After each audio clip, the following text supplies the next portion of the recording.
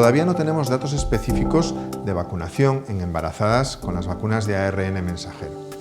Eso no quiere decir que esperemos que vayan a tener ningún impacto o toxicidad, y de hecho los modelos animales y los modelos de toxicidad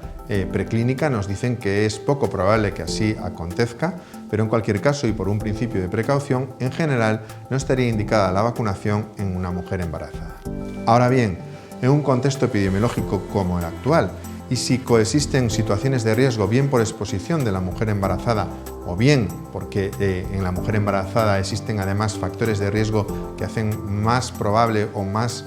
grave la posibilidad de una infección por SARS-CoV-2, se debería valorar de forma individualizada la posibilidad de vacunar a esa persona aunque esté embarazada.